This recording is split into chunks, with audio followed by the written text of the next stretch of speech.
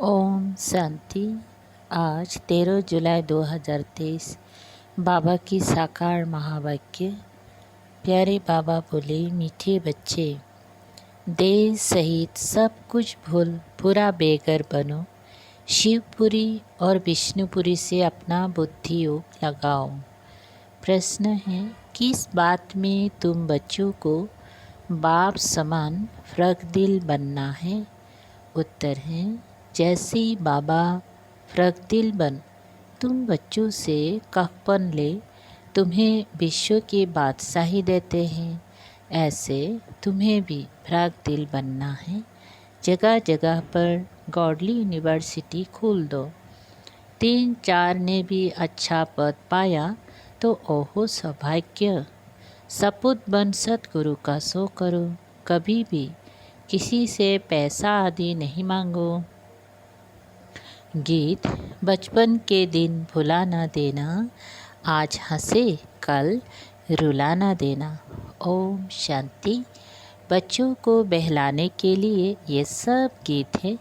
बाप दादा और मम्माएँ 2 होती हैं, दादी ग्रैंड मदर और माता। यह तुम्हारी दादी भी हैं। तुम ब्रह्मा की बच्चियाँ हो और शिव की पुत्रियाँ हो। मम्मा भी ब्रह्मा की बच्ची सरस्वती हैं, शिव बाबा की पौत्री हैं। बच्चों को संभालने के लिए जगदम्बा निमित्त बनी हुई हैं। शिव बाबा है बहुरूपी, वह बहुत खेल पाल करते हैं। सहज मनोरंजन होते हैं ना। जब सगाई होती हैं तो बहुत सहज करते हैं, और जब शादी का समय होता है तो दोनों ही फटे हुए कपड़े पहनते हैं, तेल लगाते हैं। यह रस्म भी यहाँ की है।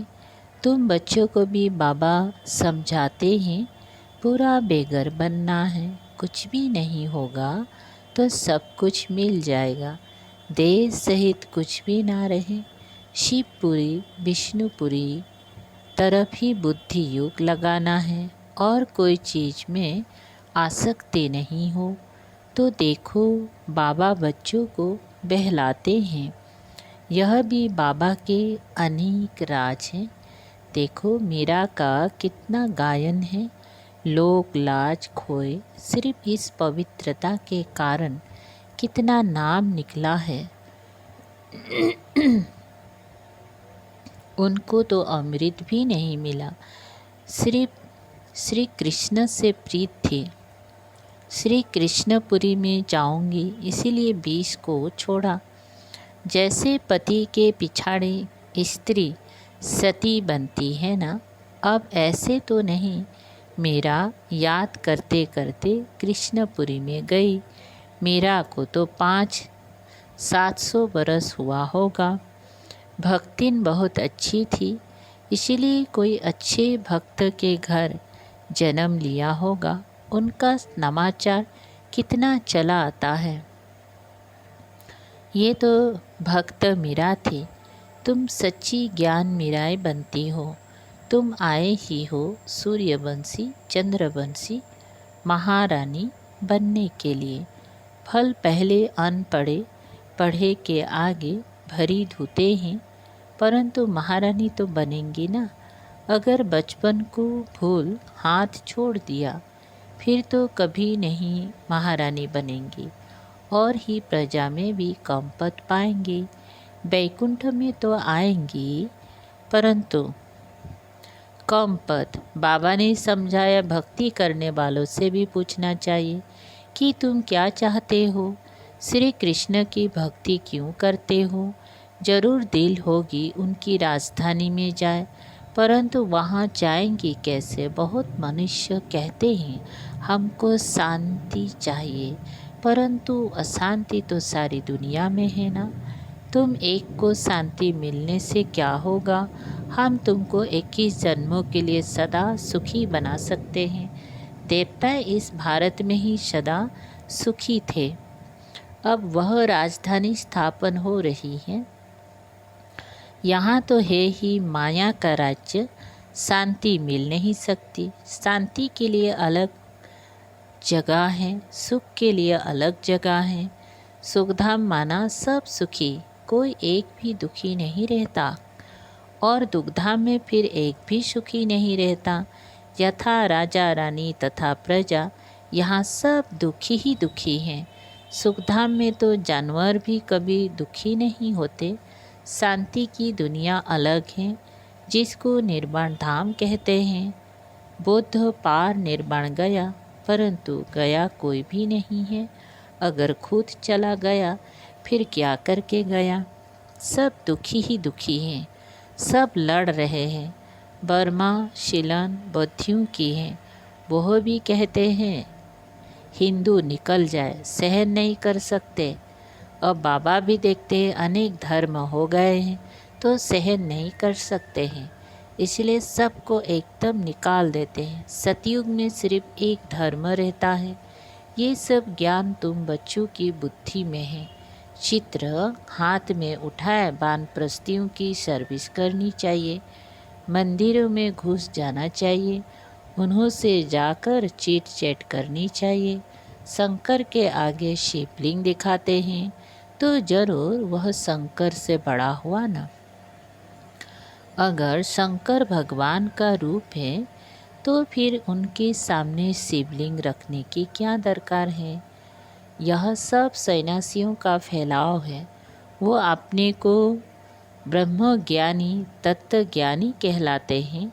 शिव का तो उन्हें पता भी नहीं है। ब्रह्म तत्व तो रहने का स्थान है।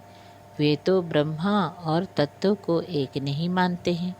अच्छा, ब्रह्म ज्ञानी तत्व ज्ञानी है, फिर अपने को शिव क्यों कहलाते हैं। वो तो समझते शिव भी एक ही हैं, ब्रह्म भी एक ही हैं। अगर एक ही है तो भला तीन नाम अलग अलग क्यों किए हैं। शिव की तो लिंग रूप में पूजा होती है, ब्रह्म अथवा तत्व की पूजा किस रूप में दिखलाई है। वो तो है रहने का स्थान। मनुष्य तो बहुत मुझे हुए हैं, तुम बच्चों को अब होशियार होना है। सॉरी। सन्यासियों से भी कोई निकलेंगी जो असूल देवी देवता धर्म के होंगी, वो झट उठा लेंगी। कोई 3-4 जन्मों से कन्वर्ट हुए होंगी तो इतना जल्दी नहीं निकलेंगी। ताजे गए होंगी तो झट निकलेंगी। बाबा में कोशिश है ना, आत्माएं है सुई, बाबा है चुंबक। अब सुइयों पर कट चढ़ी हुई हैं, कट वाली सुई ऊपर जावे कैसे। जंक वाली चीज़ घासलेट में डाली जाती है। बाबा इस ज्ञान अमृत से सबके कट निकालते हैं, फिर हम सच्चा सोना बन जाएंगे। तुम पत्थरनाथ से अब पारसनाथ बनते हो। भारत पारसपुरी थी, अब सोने का दाम कितना। भारत पारसपुरी थी, अब सोने का दाम कितना चढ़ गया है, फिर वहाँ बहुत सस्ता हो जाएगा। अब ये भारत पत्थरपुरी है ना, यह भारत पत्थरपुरी बना है, फिर पारसपुरी बनेगा। हमारी बुद्धि में वह चक्र फिरता रहता है, सारा दिन चक्र बुद्धि में फिरेगा, तभी चक्रवर्ती राजे रानी बनेंगी। दुनिया में इन बातों को कोई भी नहीं जानते हैं। तुम जानते हो सतयुग में जो राज्य करते उनके 84 जन्म फिर त्रेता वालों के जरूर कम होंगे। कहाँ 84 जन्म, कहाँ 84 लाख दिखलाते हैं। फिर तो कल्प भी इतना लंबा चाहिए जो इतनी जन्म हो। है सब गपड़े। हमेशा पहले तो चित्र सामने दे देना चाहिए। पैसा तुम कभी नहीं मांगो, तुम्हारा काम है उनको देना। कुछ भी देना होगा तो आप ही देगा। कोई दाम पूछे तो बोलो बाबा तो गरीब निवाजे, गरीबों के लिए तो फ्री है। बाकी साहूकार जितना देंगे उतना हम और भी छपाएंगे। पैसा कोई हम अपने काम में नहीं लगाते हैं, जो मिलता है वो औरों के ही काम में लगाया जाता है। साहूकार ही तो धर्मशाला आदि बनाएंगे ना, हाँ, गरीब भी बना सकते हैं। इसमें खर्चा कुछ नहीं है। जैसे ककुड़ गांव की माता कहती है मैं सेंटर खोलूं, ऐसी गौडली यूनिवर्सिटी में 3-4 ने भी अच्छा पद पा लिया तो ओहो भाग्य उनका। इसमें फ़र्क दिल होना चाहिए। बाबा देखो कितना फ़र्क दिल है, कखपन ले और बादशाही दे देते हैं। सपूत बच्चे ही बाबा की सर्विस कर सकते हैं। कपूत क्या करेंगी? कपूत को थोड़े ही बाप बरसा देंगी। तुमको भी सतगुरु का शो करना है। काम अथवा क्रोध में आए तो गया। सतगुरु की निंदा कराए फिर पद पा नहीं सकेंगी। बहुत संभाल करनी चाहिए। तुमको सब धर्म वालों को समझाना है। मुसलमानों को भी समझाओ। तुम खुदा की बंदगी करते हो तो ज़रूर बंदे ठहरे। भला खुदा कहाँ है? खुदा ही रचयिता और रचना का नॉलेज बता सकते हैं। वो तो रहते हैं शांति धाम में। उनको याद करने से तुम शांति का बरसा ले सकते हो। बरसा लेते लेते विकर्म विनाश हो जाएंगी और फिर तुम खुदा के पास चले जाएंगी। यह ज्ञान सब धर्मों के लिए है। यह है बिल्कुल नई बात। ज्ञान से तुम्हारा बेड़ा पार हो जाता है और कहीं जाने की दरकार ही नहीं रहती।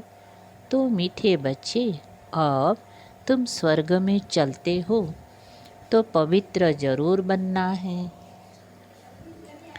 देखो, भारत में पवित्रता नहीं है तो धक्के खाते रहते हैं। कितने हंगामे हैं जो गांधी सिखला कर गए हैं, प्रजा फॉलो कर रही है। मेहतर, मजदूर, ड्राइवर आदि स्ट्राइक करते हैं तो गवर्नमेंट का दम ही नाक में चढ़ा देते हैं। गवर्नमेंट उन्हों को साफ कह देती, इतना खर्चा हम लाए कहाँ से? तो वो कहते हैं तुम तो मौज उड़ाते हो, धन इकट्ठा करते रहते हो। हमने गुनाह थोड़ी किया है। हमको तलब तब पगार चाहिए। स्ट्राइक कर लेते तो धंधा ठहर जाता है। ये सब होना ही है। कहाँ अनाज सब्जी नहीं मिलेगी, दूध नहीं मिलेगा, जहाँ तहाँ खिटपिट है। यह सब हंगामा होकर शांति होगी। अर्जुन को विनाश का और विष्णुपुरी का साक्षात्कार कराया है ना। तुमको भी अब हो रहा है। देखो तुम कितने लाडले बच्चे हो। बहुत जन्म के अंत में आकर मिले हो तो पूरा सौभाग्य लो। बारिश बहुत तेज पड़ रही थी। देखो, बाबा की भी ज्ञान वर्षा बहुत हुई है तो उस बारिश की भी बहुत वर्षा हुई है।